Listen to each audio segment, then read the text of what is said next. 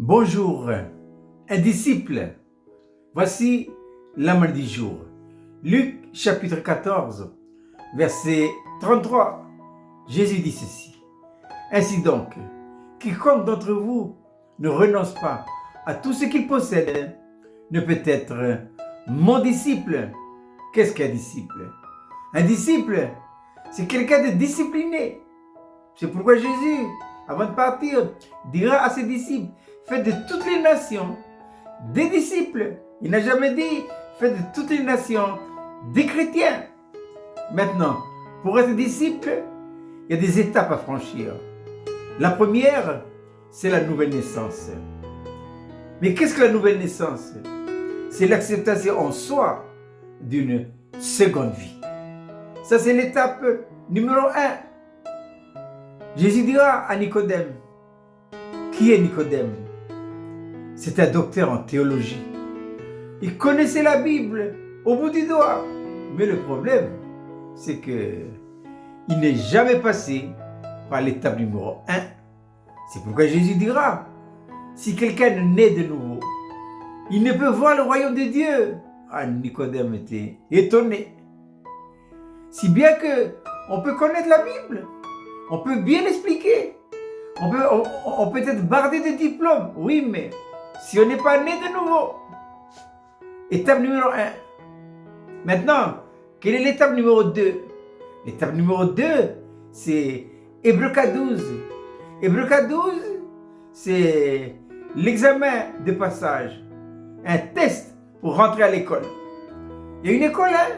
Non, c'est sérieux. Il y a une école biblique où le Saint-Esprit est le seul enseignant.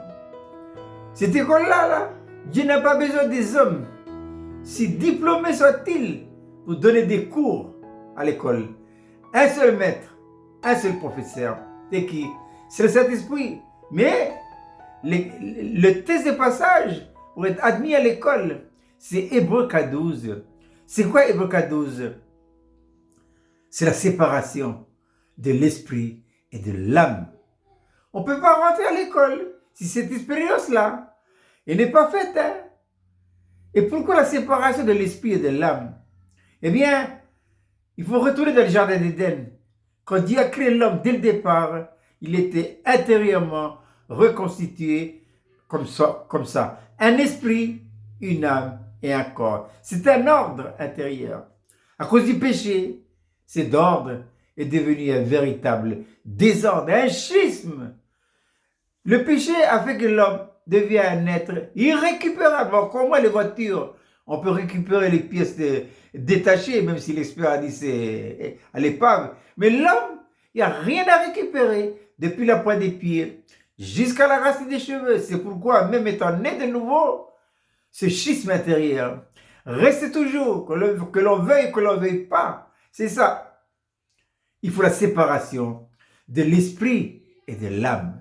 Et une fois l'expérience faite, on rentre à l'école. Et quand on rentre à l'école, le maître nous présente tout le programme. C'est un vaste programme qui durera toute notre vie. Un seul thème, qu'il renonce à lui-même, qu'il renonce à tout ce qu'il possède. Oui, parce que quand on est rentré à l'école, nous sommes rentrés avec un véritable bagage. Hein? Mais tout ça, là, il faut tout le renoncer. Renoncer, ça veut dire quoi? Mettre de côté.